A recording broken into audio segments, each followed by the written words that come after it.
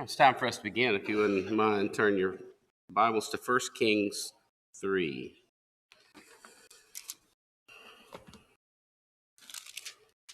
1 Kings 3. I don't have backup questions. That's not really the right word. Review questions today. But I do have something I did want to go over.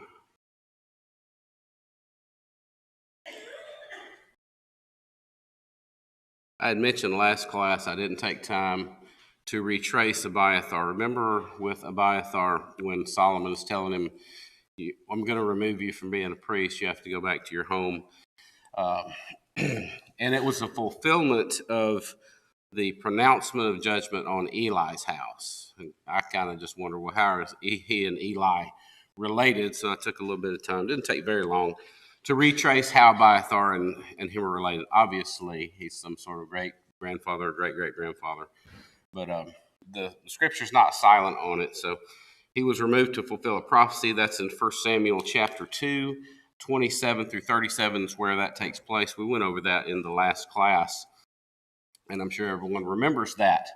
So the line goes from Eli. Remember, Eli was removed because of what his sons had done, and his son Phinehas and Eleazar, I believe Phinehas and Eleazar, I believe, died in the war with the Philistines. Then it mentions Phinehas, of course, had two sons. We're going to look at 1 Samuel chapter 14 and verse 3 to walk ourselves through that. You put your marker where I told you to turn originally. 1 Samuel 14 and verse 3. And there it says, Ahijah, the son of Ahitub, Ichabod's brother. Now, so Ahitub is the brother of Ichabod. And remember, Ichabod's the one that was named the glory departed because the Ark of the Covenant had been stolen way back in 1 Samuel chapter 4, I believe it was. So Ahijah, the son of Ahitub, Ichabod's brother, the son of Phinehas, the son of Eli. So that gives us some of it. And then we'll turn over to 1 Samuel chapter 22. And if you remember what's going on as we move along in the Old Testament text here, this is when David is running from Saul. So Saul has kind of lost his mind somewhat. But there in verse 9, it says, Then answered Doeg the Edomite. So David has just left Jerusalem.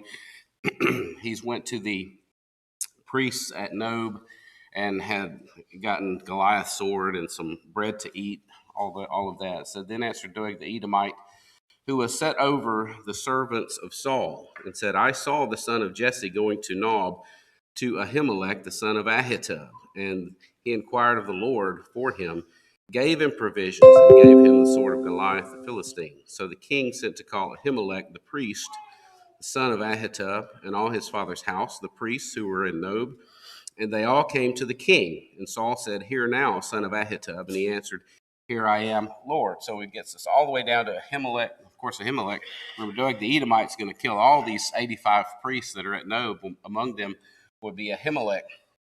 So Ahimelech is the father of Abiathar. We look at verse 20 in that same chapter.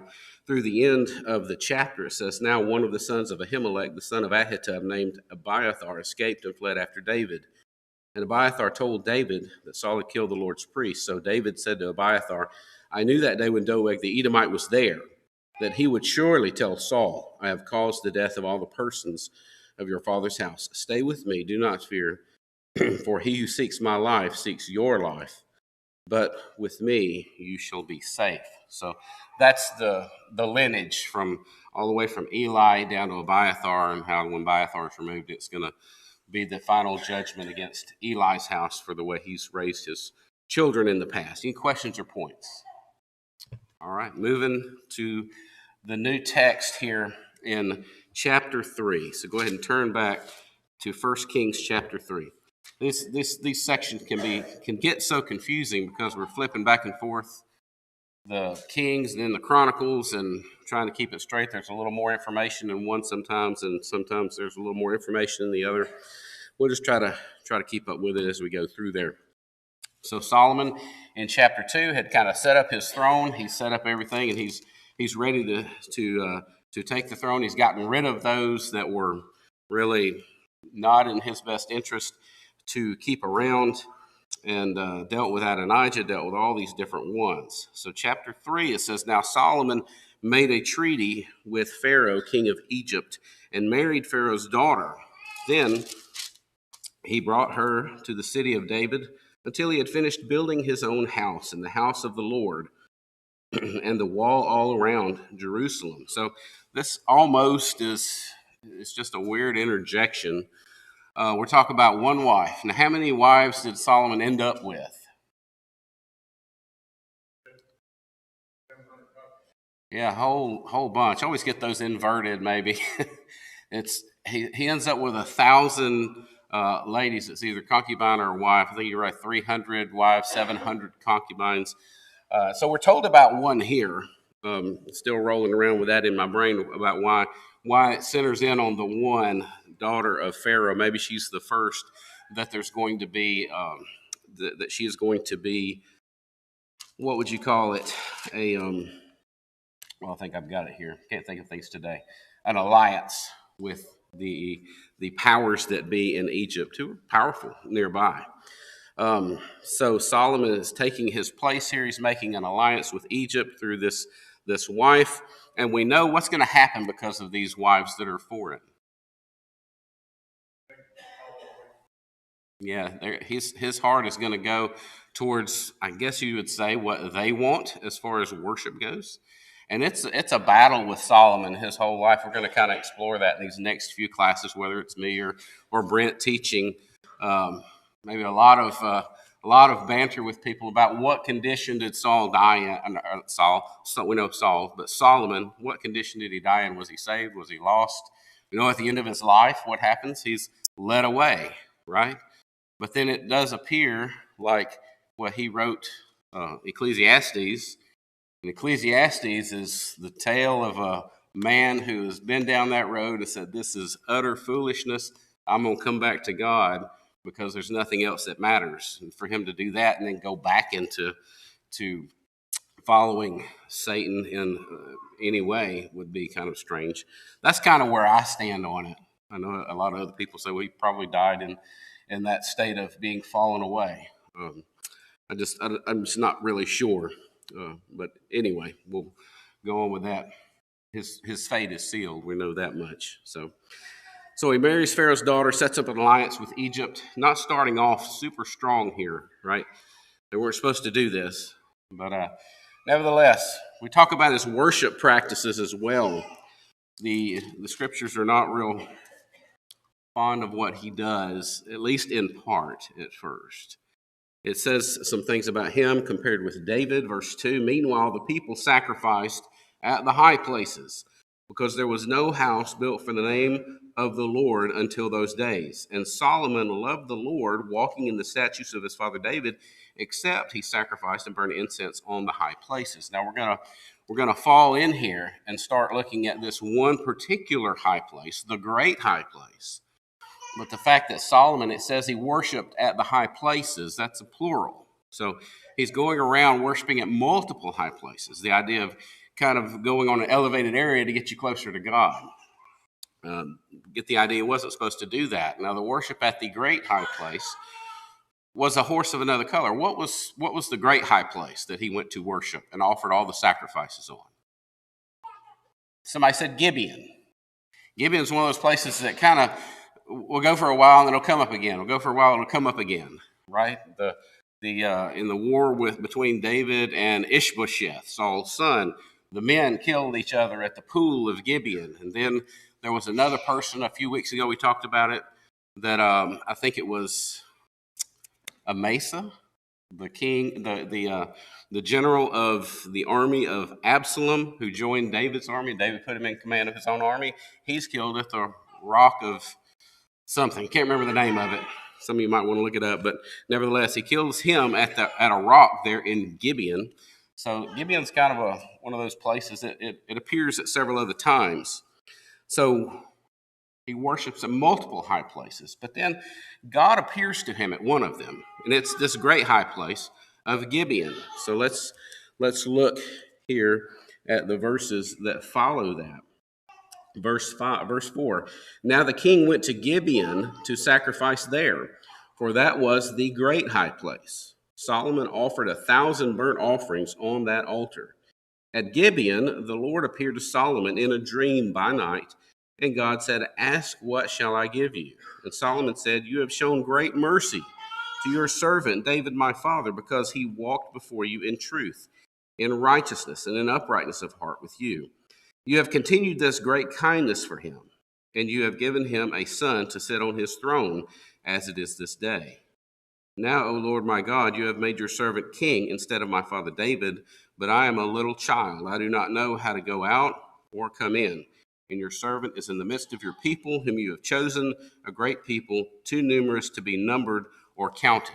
So Solomon puts out before God, this is my concern. I don't have a lot of experience. I'm replacing the greatest king we've ever had, and yet I don't know really what I'm doing. So I'm going to need some help here. So let's look at this. The most important high place, Gibeon. Why was Gibeon the most important high place?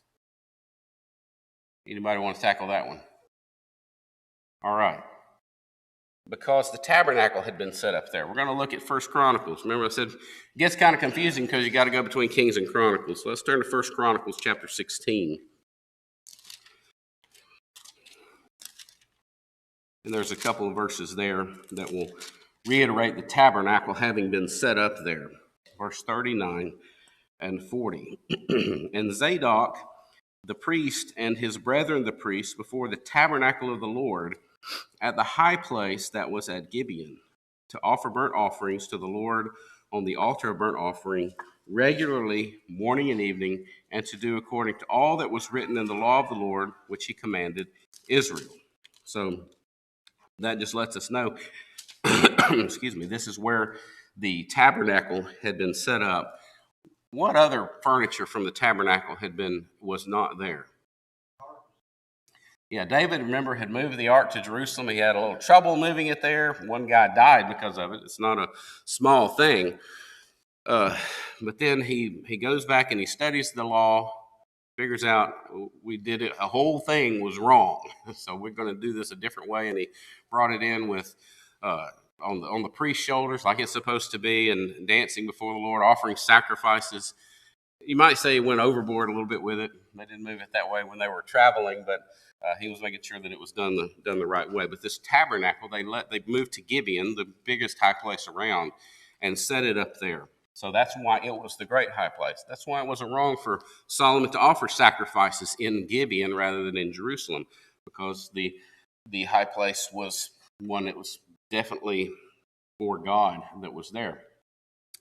Now God asks him, we've already read it, ask what you wish me to give you. Ask what you wish me to give you. And Solomon goes into what his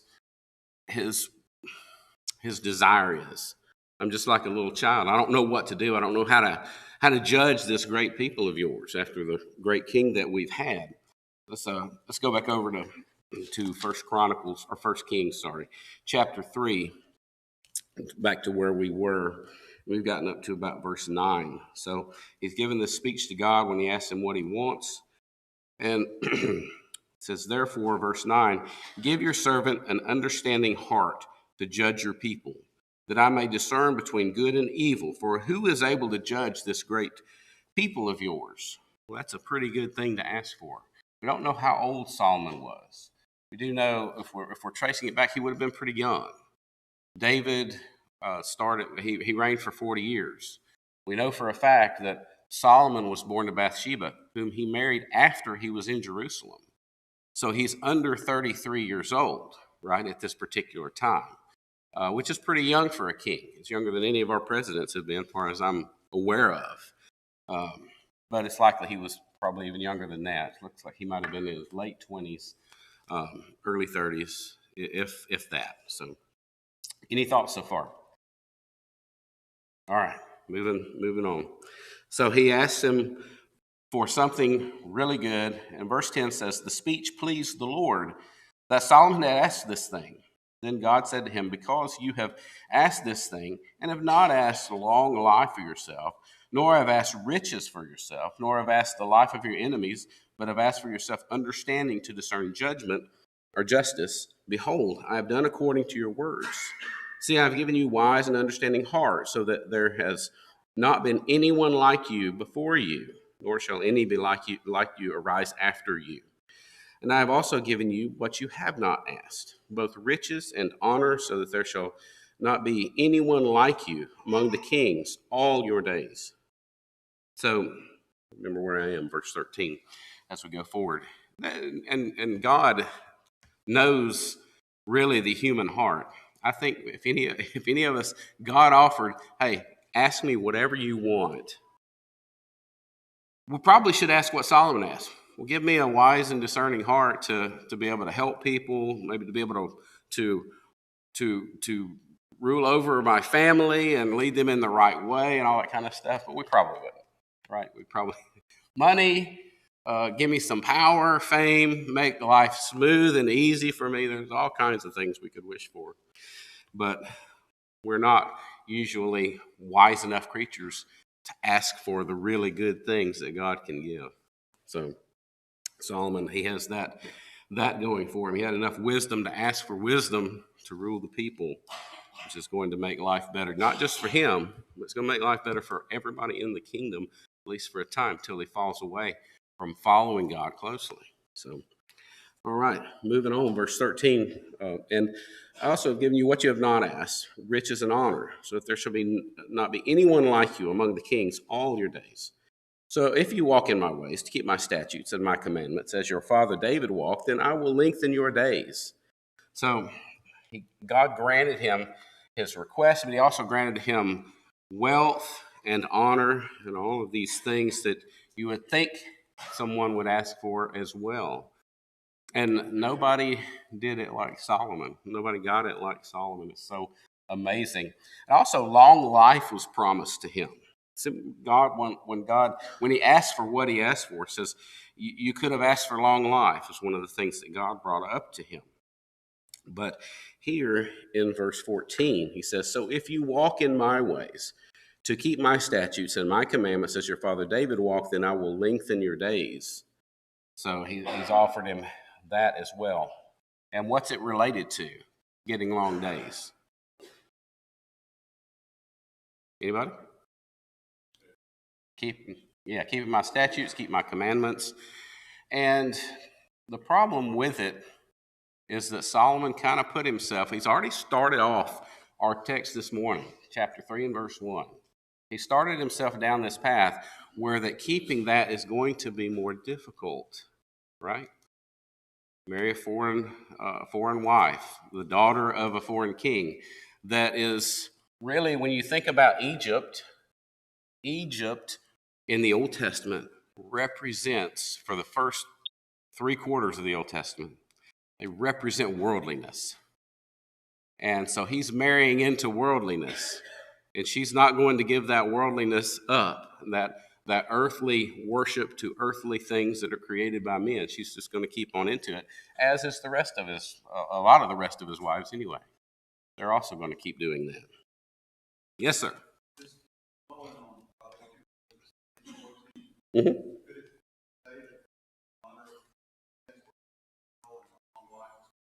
Yes, that's the kind of what I was going for. Good thing to point out. Yeah, it appears like he's giving him this, and it's going to be yours no matter what, your whole life. But that life may not be very long if you don't keep my commandments in some way. So, and it becomes a difficult thing. Yes.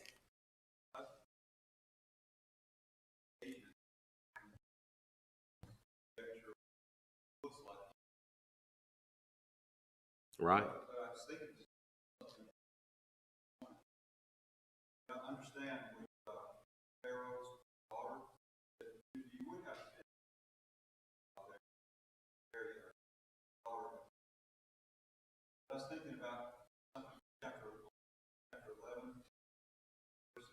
Right.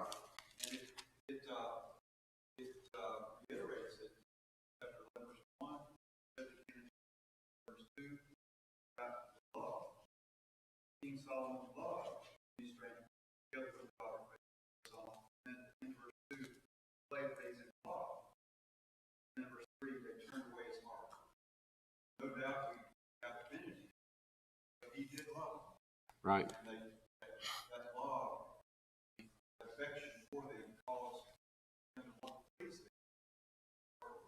Right. Yeah, your love for God has to be supreme overall, and then everything else will fall in line. But when you start replacing, which it appears what happened with Solomon, he started replacing his love for God with the love for another human being, and we're off to the races, so to speak, going in a bad direction when that becomes the thing. You'll be a much many people said you become a much better husband if you love God the most and then love your wife. You become a much better father if you love your God and then you love your children. It just makes you better. You start loving someone, you want to give them what they want out of their selfish desires and things like that. Good point. Definitely appreciate it. Yeah, he appears to have died possibly younger than David did. David didn't have a very long life at 70, um, but long enough. It appears he was ready to go. So, all right. So now we've told all this stuff about Solomon. Brings us up to verse 15. Then Solomon awoke, and indeed it had been a dream. And he came to Jerusalem and stood before the ark of the covenant of the Lord and offered up burnt offerings, offered peace offerings, and made a feast for all his servants. So, starting in verse 16, we're going to see that wisdom that he gets sort of put to the test, and it's a difficult thing. I don't know how common this kind of thing was back then, but offering it at the altar at Gibeon, yeah, he offered a. Yes, that's what it says here in verse 15 that he. Let's see, let me find it again. Verse 15, it says, he stood before the ark of the covenant of the Lord, offered up burnt offerings and peace offerings, and made a feast for all his servants. So he offered in both places. Yeah, yeah, absolutely. So at any rate.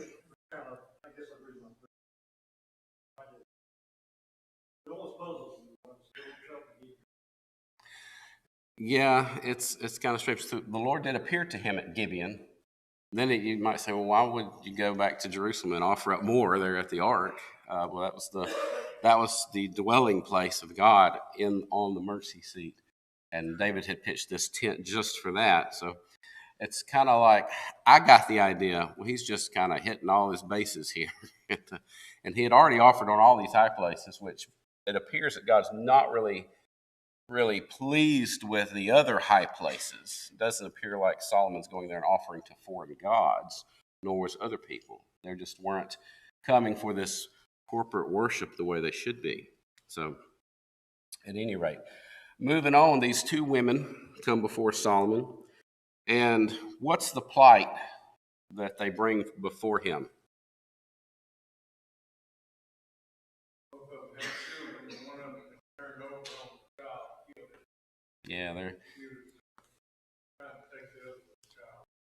Yeah, we're not told a whole lot about the background. Why are they living together? Are they married to the same guy, or what is it? Any of that? It's just, well, they've got two women and two babies, and one of the babies is dead, and both of the women are saying the live child is mine. Well, and the dead child is the other one's, right? Pretty straightforward. Verse 16. Now, two women who were harlots came to the king and stood before him.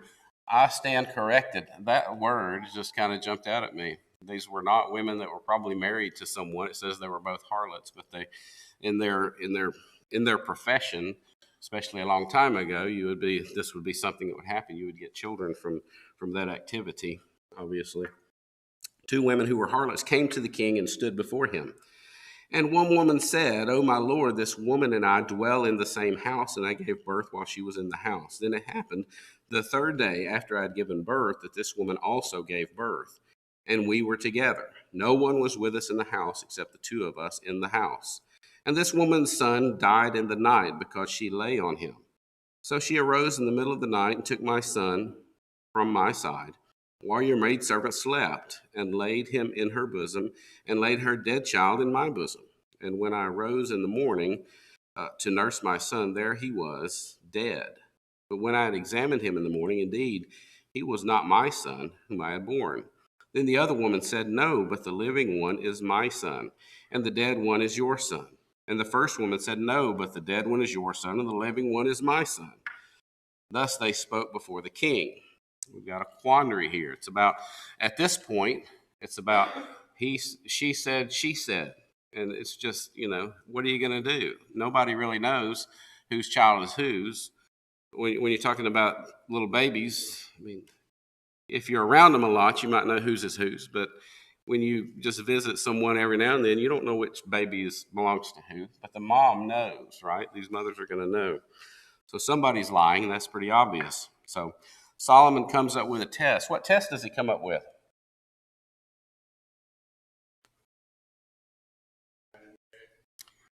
It's famous, right? I mean, just about everybody you ever talk to knows this. Solomon says, take the living child and cut him in half. You get the idea? A soldier with one leg and a soldier with the other leg, and a guy with a sword back here ready to just cut him right down the middle and give half to each. Well, what's the obvious problem there?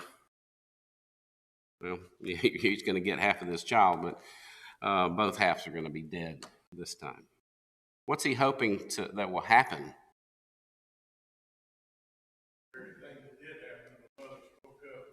Yeah. Exactly. So the child's mother is the one that sought the real welfare of the child, which was not to die, even though it's conditions and living, mother's a harlot and all this kind of stuff, and all this is, maybe we would say, well, that's not the best environment to raise a child in. Maybe child services should come in and take them away, because they didn't have that back then. But to be living is better still, right? So the child, the real mother seeks the welfare of the child. What's weird about this whole exchange is the mother of the son who is dead, right? I can't imagine if I'm in her spot saying what she said. What did she say about this whole situation? No, let him be divided. It's like that there had to be some emotional, mental anguish that was taking her outside of what is normal, which we all know can happen with people that are emotionally distraught. I've seen it, worked in psych for about 6 years, and people deal differently with horrific things that happen to them, and the death of a child is certainly a terrible thing to have to live through. And she's to be pitied for this, but this goes beyond certain things, and she certainly shouldn't be listened to as far as that goes. So Solomon granted the real mother that sought the welfare of the child custody after that test, and it tells us at the end. Well, let's read the rest of it since we started out. And verse 23, and the king said, the one says, this is my son who lives, and your son is the dead one. And the other says, no, but your son is the dead one, and my son is the living one. Then the king said, bring me a sword. So they brought a sword before the king, and the king said, divide the living child in two, and give half to one and half to the other. Then the woman whose son was living spoke to the king, for she yearned with compassion for her son. And she said, oh, my lord, give her the living child, and by no means kill him. But the other one said, let him be neither mine nor yours, but divide him. So the king answered and said, give the first woman the living child, and by no means kill him. She is his mother. And then it says, and all Israel heard of the judgment which the king had rendered, and they feared the king, for they saw that the wisdom of God was in him to administer justice. So it starts, this is his first great test. He passes it with flying colors of being, as having wisdom of God to be able to rule the people in this what would appear an impossible scenario. He handles it with great grace and wisdom, and finds out the true mother of the child, and all Israel comes to fear him. Any thoughts on this whole exchange? All right. That moves us into chapter 4. And I first started reading chapter 4, and I thought, man, this one's going to be a snoozer. Just a list of people that do this and that and the other in his kingdom. And, there's always something to see. Sometimes it just jumps right off the page at you. It talks about Solomon's officials. So verse 1, so King Solomon was king over all Israel, and these were his officials: Azariah, the son of Zadok, the priest; Elihoreph, and Ahijah, the sons of Shisha, scribes. Jehoshaphat, the son of Ahilud, recorder. Benaiah, the son of Jehoiada, over the army. Zadok and Abiathar were priests. Azariah, the son of Nathan, over the officers. Zabud, the son of Nathan, a priest and the king's friend. Ahishar over the household. And Adoniram, the son of Abda, over the labor force. Almost caught up with them there. Two pages worth of those on the screen. I'm not going to be able to go back real quick, but nevertheless, is there anybody there that we recognize? We can talk a little bit about Zadok and Abiathar. We know it's already been dealt with, right? Back in chapter 2, Abiathar is no longer the priest. He sent him back to his home and said, you deserve death, but since you hung with my father David through all the difficult times, we've already seen one when he's running from Saul and he brings word 85 priests that wear the linen ephod have been murdered in Nob. He says, well, just stay with me and we'll make it through this. And then he became the high priest and goes with David as he's running from Absalom as well. But he's been removed, so he's only a priest at the very beginning of Solomon's reign. But it does mention him here because he was one of them. I don't recognize any of these other people as far as that goes. Priest, also another priest, Azariah, son of Zadok. So Zadok's son continues on. Abiathar's son is not mentioned. Benaiah, we remember him. He killed Joab because Joab backed Adonijah when he was trying to usurp the throne. Benaiah appears to be possibly a foreigner, but he is over the army. Jehoshaphat, that's a familiar name, but familiar because there's a later king called Jehoshaphat. So I don't recognize most of these people. Anybody want to bring something up about these guys that are his officials over different places in the kingdom? All right, moving on. Oh, I get caught up with it there. And the 12 district governors. This is maybe a little more interesting, I guess. Verse 7 says, and Solomon had 12 governors over all Israel who provided food for the king and his household. Each one made provision for 1 month of the year. These are their names: Ben-Hur in the mountains of Ephraim, Ben-Decker in Makaz, Shalbim, Beth-Shemesh, and Elon Beth-Hanan, Ben-Hesed in Araboth. To him belonged Succoth and all the land of Hepher.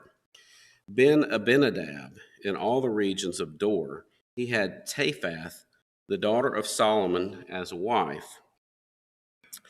Bana, the son of Ahilud, in Tanakh, Megiddo, and all Beth-Shan, which is beside Zaratan, below Jezreel, from Beth-Shan to Abel-Maholah, as far as the other side of Jokneam.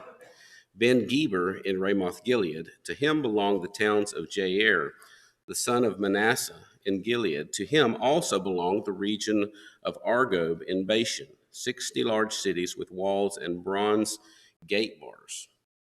Ahinadab, the son of Iddo, in Mahanaim. Ahimaaz in Naphtali. He also took Basemath, the daughter of Solomon, as a wife. Baana, the son of Hushai, in Asher and Aloth. Jehoshaphat, the son of Paruah, in Issachar. Shimei, the son of Elah, in Benjamin. And Geber, the son of Uri, in the land of Gilead, in the country of Sihon, king of the Amorites, and Og, king of Bashan. He was the only governor who was in the land. So, a couple things to notice from that. Baana, who's he related to? Somebody you might remember, right? Anybody?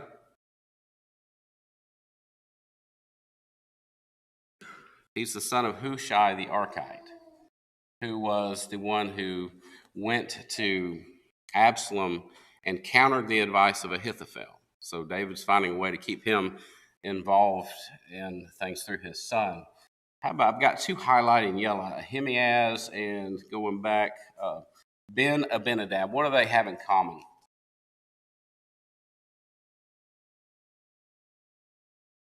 They're both in Solomon's family. They married Solomon's daughters.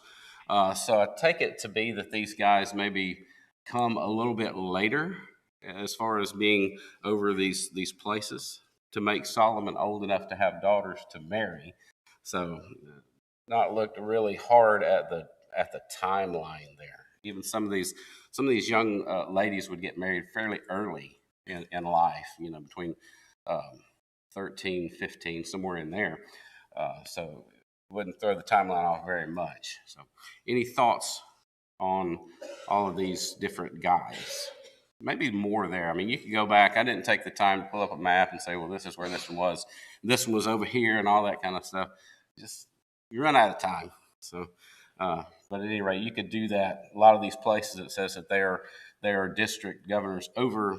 We certainly recognize the names and can kind of place that in our mind. What were they doing? What was their point or their purpose?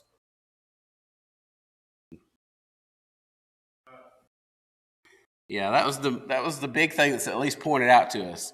King Solomon had a big house, you know, and it's going to keep growing up to 700 concubines, 300 wives. And so each of them is responsible for a month to provide a daily portion to the king's house so that he can continue. And it's an amazing amount. Talks about Solomon's power, his wealth, and his wisdom here towards the end of chapter 4.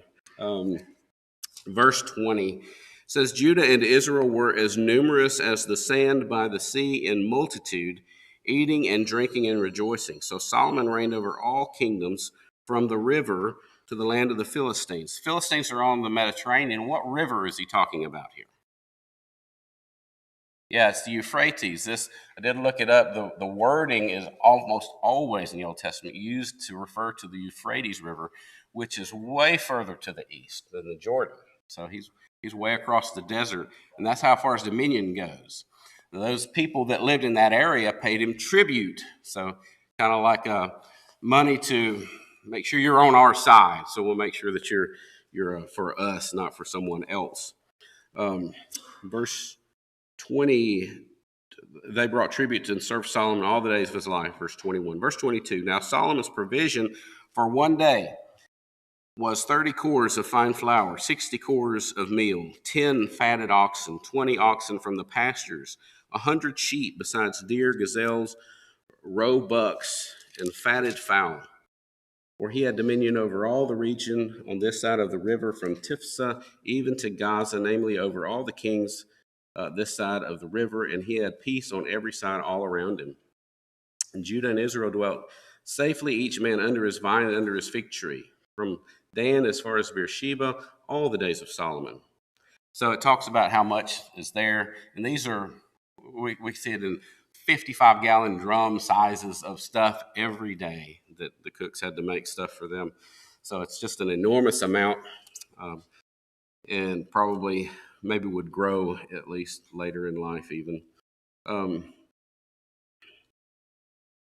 Let's see where I got to. Verse 26.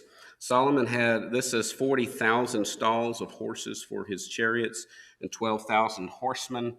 Now, his great possessions, a lot of versions, not versions, but the Chronicles account says 4,000 stalls. If you go to the Septuagint, which dates back to around 300 BC, it's the oldest text we have of this particular thing. Well, the text maybe 300 AD. It's older than the Hebrew text that we have, but it says 4,000 as well. Makes more sense. 40,000 stalls for horses, just enormous, especially for 12,000 horses. Seems a bit overkill. 4,000 stalls for 12,000 horses, a little bit more believable. But remember I said sometimes there's a scribal error. You can imagine dipping your quill in ink and writing by candlelight sometimes. It can get kind of dicey doing that, and especially if you look at much Hebrew script, you can see how that would be a very difficult thing to keep up. They did a great thing with that. Talks about Solomon's wisdom. It was just incredible. It says, verse 31, for he was wiser than all men, than Ethan the Ezrahite, than Heman, Chalcol, and Darda, the sons of Mahol. His fame was in all the surrounding nations. So he's smart, it's unmatched. He also spoke of He spoke 3,000 proverbs, and his songs were 1,005. He also spoke of trees, from the cedar tree of Lebanon even to the hyssop that springs out of the wall. He spoke of animals, of birds, creeping things, and fish. And all the nations, kings of the earth came to hear him.